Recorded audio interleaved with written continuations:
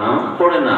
এক একজন এক ময়দানে শাহ সওয়ার, হযরত শাহীন রহমতুল্লাহ হাতে করা, আনোয়ার শাহ কাশ্মীর রহমতুল্লাহ আলাই, হযরত আশরাফ আলী থানভী রহমতুল্লাহ আলাই, ইলিয়াস সাহেব রহমতুল্লাহ আলাই, মুফতি কিফায়েতুল্লাহ সাহেব রহমতুল্লাহ আলাই, হযরত হুসাইন আহমদ মাদানী রহমতুল্লাহ আলাই, আরো অনেকের নাম পাবেন যারা ভারতের ইতিহাস পরিবর্তন করে দিয়েছে, যাদের হাতে আগামী দিনে মুসলমানদের গড়ে দাঁড়ানোর ইতিহাস তৈরি হয়েছে।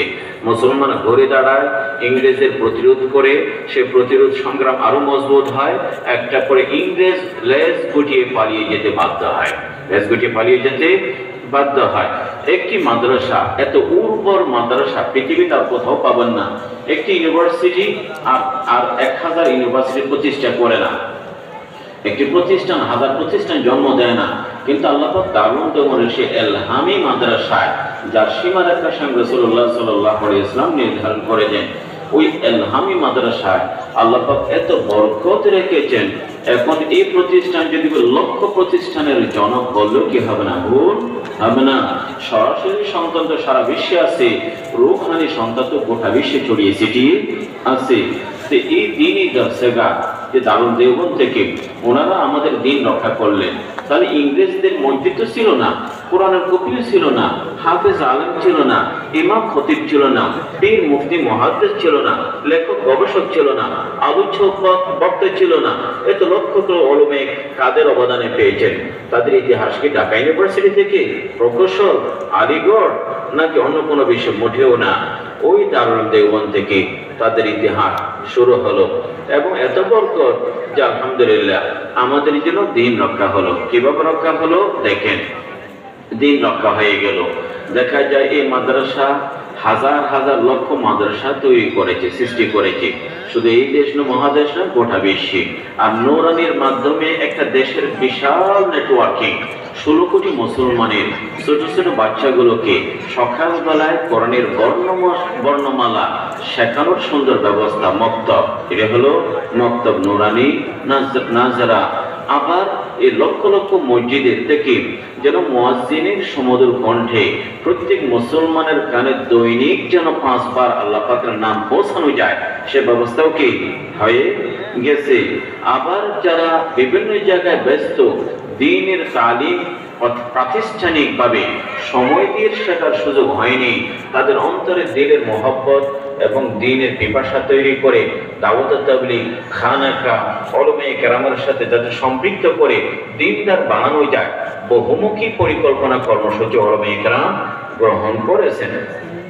পাশাপাশি সবসময় দ্বীনের উপর ডাকাতে হয়, যতদিন হক আছে থাকবে ততদিন বাতিলও কি থাকবে।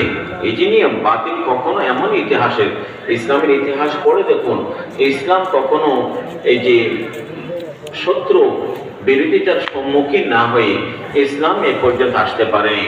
বরং ইসলামের ইতিহাস বলে ইসলাম যত সামনে হয় শত্রুদের সংখ্যা বেড়েছে। মক্কায় শুধু মুশরিক, মদিনায় গিয়ে ইহুদি যোগ হয়ে গেল, তবুকে গিয়ে খ্রিস্টানরা যোগ হয়ে গেল, কাদেসিয়ায় গিয়ে অগ্নিপূজারের যোগ হয়ে গেল। দেখা যায় ইসলাম যত বাড়ে তত বেশি শত্রুদের সংখ্যাও কি বাড়ে। এই হিসাবে 1400 বছর ইসলাম সব বাধা বিপত্তি ডিঙ্গিয়ে সব অপশক্তিগুলোকে প্রতিরোধ করে। তবে হ্যাঁ, আমাদের ইতিহাসে উত্থান যেমন আছে, হয়তো কখনো আমরা হোঁচট খেয়েছি, আমাদের কখনো পতন হয়েছে, কখনো জোয়ার ছিল, কখনো ভাটা ছিল, তবে আমরা কখনো একেবারে নিভে যাইনি। একেবারে কি যায়নি? নিভে যায়নি। অস্তিত্ব একেবারে মুছে ফেলা সম্ভব হয়নি। কাজে এই যে ইসলাম 1400 বছর যেমন বাধা বিপত্তির সম্মুখীন হয়েছে, এগুলো মোকাবেলা করে আসছে। উলামায়ে কেরাম এই জন্য সজাগ দৃষ্টি রাখেন যে আমরা সব মাদ্রাসা করলাম তার মানে এই নয় দ্বীনের উপর হামলা হবে না, এখনো হয়, আঘাত হয় সবসময়। এদিকে উলামায়ে কেরাম, এই যে উলামায়ে কেরাম সবসময় দুটি জায়গায় সক্রিয় দেখবেন, ইহকাকুল হক, ইবতালুল বাতিল। ইবতালুল বাতিল, একদিকে হকের প্রচার প্রসারে 24 ঘন্টা লেগে থাকা, মাদ্রাসা, মক্তব, খানকা, দাওয়াত তাবলীগ এগুলো সবাই হকের প্রচার প্রসারের জন্য। অন্যদিকে ইবতালুল বাতিল, বাতিলকে বাতিল হিসেবে চিহ্নিত করে মুসলমানদের সামনে পেশ করে বাতিলের প্রতিরোধ প্রতিহত করা। বাতিল যে রূপে আসুক, খ্রিস্টান মিশনারি হয়ে আসুক, কাদিয়ান হয়ে আসুক, বেরলভের রূপ ধারণ করে আসো, অত ভ্রান্ত কোনো আকীদা নিয়ে আসো, অথবা মুসলমানদেরকে তো কোনো ভণ্ড ফের বা অন্য কোনো নাম দিয়ে আসো, যেন আসতে না পারে। এই জন্য ইহকাকুল হক ইবতালুল বাতিল এই ফরিজা উলামায়ে কেরাম আদায় করে যাচ্ছেন। তাহলে আপনার আমার তো জানার দায়িত্ব, অধিকার যে এত চেষ্টার পরও আলহামদুলিল্লাহ কাদের ত্যাগ, কাদের রক্ত, তাদের চোখের পানি, তাদের ফাঁসির কাজটি জ্বলানোর পরে আমরা এই লক্ষ মাদ্রাসার নাম হতে পেলাম। জবাব তো আপনাকে দিতে হবে, জবাব আপনার কাছে আছে। ওই যে আল্লাহর বান্দা বুজুর্গরা যেখানে গিয়ে বৃষ্টির মতো, মেঘের মতো, মেঘ যেখানে যায় ছায়া দেয়, বৃষ্টি দেয়, পানি বর্ষিত হয়, সবুজের ছাড়া বসে ডালপালা তৈরি হয়, সেই গাছে ফুল আর ফল ধরে। উলামায়ে কেরাম যেখানে যায়, একটি মক্তব, একটি খানাকা, অথবা একটি মসজিদ, অথবা কখনো একটি মাদ্রাসা, সেই মাদ্রাসা থেকে উলামায়ে কেরাম তৈরি হয়, মুসল্লি তৈরি হয়, দিনদার মানুষ তৈরি হয়। উলামায়ে কেরামের একটি ফিকির। কাজেই এই মাদ্রাসাগুলোর ইতিহাস, ঐতিহ্য জানবেন। এগুলো একটু ভিন্ন ধর্মের এক চমৎকার ব্যবস্থা। আল্লাহ পাক মূলত দিন যেহেতু হেফাজত করা আল্লাহ পাকের প্রতিশ্রুতি, এই জন্য আল্লাহ পাক যুগে যুগে এই ধরনের ব্যবস্থাগুলো রেখেছেন। যদি এই মাদ্রাসার ক্ষতি হয়, সেটা আমাদের বড় ব্যর্থতা হবে। হতে পারে আমরা যদি এই মাদ্রাসাগুলো পরিচালনার যোগ্যতা হারিয়ে ফেলি, মাদ্রাসা থাকবে না। ইন্নাল্লাহা লা ইউগাইয়িরু মা বিকওমিন হাত্তা ইউগাইয়িরু মা বিআনফুসিহিম।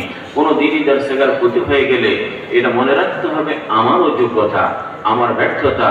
আমি হতে পারি এই দিন পরিচালনার প্রতিষ্ঠানের সেই যোগ্যতা আমার কাছে নেই, কিন্তু এই যে সুন্দর ব্যবস্থা এখনো আছে, যদি উলামায়ে কেরাম দায়িত্বশীল আন্তরিক হয়, আপনাদেরই সহযোগিতা থাকে এবং শুকরিয়া থাকে, এই সকল তোমরা আজিদান্নাকুম। মানুষ যদি এই দেশের সমাজের মানুষ যদি মূল্যায়ন করতে শিখে উলামায়ে কেরাম প্রতিষ্ঠানের, অবশ্যই আগে বাড়বে ইনশাআল্লাহ, এটা আল্লাহ পাকের ওয়াদা। কিন্তু যদি আমরা মূল্যায়ন করতে না জানি, সমাজ যদি এটাকে মূল্যায়ন না করে, সমাজকে আসলে মূল্যায়ন করে, এটা তো আপনাদেরই জানার কথা। ওই মূল্যায়ন করে বলুন তো, প্রশ্নের উত্তর দিন। যে সমাজের মধ্যে সারা মাস আজান দিলে 5,000 টাকা দিতেও পরিমোশী করে, আর 5 মিনিট গান গাইলে 50,000 টাকা দেওয়ার লোক আছে। 50,000, যেখানে গানের দাম আছে, আজানের দাম নেই। এই সারা মাস ইমামতি করে, তার বেতনটা মাস হিসেবে হয়, মাস হিসেবে তাকে হিসেব করা হয়। 1 মাস ইমামতি করে এত বেতন। কিন্তু কোনো খেলোয়াড় নিয়ে আসলে জিজ্ঞেস করে কত ঘন্টা খেলবে, খেলোয়াড়ের সময়টা ঘন্টা হিসাব করে, আর ইমামের সময়টা মাস হিসেবে যদি সমাজ মূল্যায়ন করে, ওই আমরা দিনের কদর বই করি, আমরা উলামায়ে কেরামের মূল্যায়ন বই করি। আজানকে কতটুকু গুরুত্ব দিচ্ছি, মাদ্রাসাগুলো কতটুকু আমরা গুরুত্ব দিচ্ছি। যারাই আমাদের ইমানের পাহারাদারি করে, যারা আমাদেরকে আজান একামতের, আমার বাচ্চার দিনের কালমা শেখায়, ইমাম শেখায়, কোরআন শেখায়, আমরা যদি তাদেরকে জীর্ণ শীর্ণ দেখি, তাদের বেতন পর্যাপ্ত না, খাবার দাবারও তো ভালো না, তাহলে তো দেখি, অথচ আমরা সবই ঠিকঠাক আছে।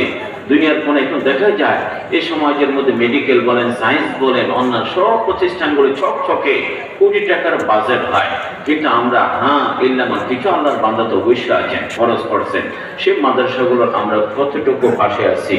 আমাদের ইমানি ফরিজা দায়িত্ব যে আমরা এগুলোকে নিজের ছেলের মতোই আদর মহব্বত করবো, আঁকড়ে রাখবো, বকলে পাশেই থাকবো। যে ক্ষতি হোক আমার দুনিয়ার, কিন্তু দিনের যেন কোনো ক্ষতি না হয়। মুআজ্জিজ হাজিরিন, উলামায়ে কেরামের কথা বলছিলাম, তারা শুধু আমাদের দিন রক্ষা নয়, তারা আমাদের দুনিয়াও রক্ষা করেছে। দুনিয়া কিভাবে? দুনিয়া মানে আপনি বোঝেন একটি স্বাধীনতা, দুনিয়া মানে মানচিত্র, দুনিয়া মানে ব্যবসা, দুনিয়া মানে স্বনির্ভরতা, দুনিয়া মানে নিজের পরিচিতি। উলামায়ে কেরাম মেহনত না হলে ওই যে স্বাধীন পাকিস্তান বাংলাদেশ হতো না, পাকিস্তান না হলে তো বাংলাদেশ হতো না। কাজী এই যে মানচিত্র পেলেন, সেখানে উলামায়ে কেরামের ফতোয়া আছে। আব্দুল আজিজ দেহলভী রহমতুল্লাহ যে দারুল হারব ফতোয়া দিতেন, দারুল হারব মানে শত্রু কবলিত রাষ্ট্র, ফতোয়া দিলেন। ভারতের সমস্ত মুসলমানের অন্তরে এই ফতোয়াটা প্রতিদিনই পৌঁছে গেল। মুসলমানের রক্তে সেরা উপসেরায় জেহাদের সেই জজবা, ইংরেজ প্রতিরোধের সেই চেতনা তৈরি হয়ে গেল একটি ফতোয়া। কিন্তু এই সমাজে কিছু কোলাঙ্গার এখনো পাওয়া যায় যে খোলা ফতোয়ার বিরুদ্ধে কথা বলে, আর তোমার অস্তিত্ব, তোমার মানচিত্র এটা তো ফতোয়ার পরে আসছে। এই জন্য আমরা বলি উলামায়ে কেরাম আমাদের শুধু দিন নয়, দুনিয়াটাও কি করেছেন, রক্ষা করেছেন। এটি একেবারে অসত্য নয়, বাস্তবতা। দিনের উপর আপনি বলেন, দ্বীনের উপরে যখন আঘাত আসে, প্রথম পদক্ষেপ, প্রথম উদ্যোগ, লাইনের যুদ্ধের সামনের সারিতে এবং পতাকা হাতে প্রথম চিৎকার, প্রথম আওয়াজ উলামায়ে কেরাম তোলেন। হ্যাঁ, অনেক মুসলমান ইমানদারও তাদের পিছনে থাকে সবসময় উলামায়ে কেরাম প্রথম আওয়াজটা তোলেন। এটি তাদের দায়িত্ব, যেহেতু উলামায়ে কেরাম আম্বিয়া কেরামের প্রতিনিধিত্ব করেন। আর উলামা ওয়ারাসাতুল আম্বিয়া।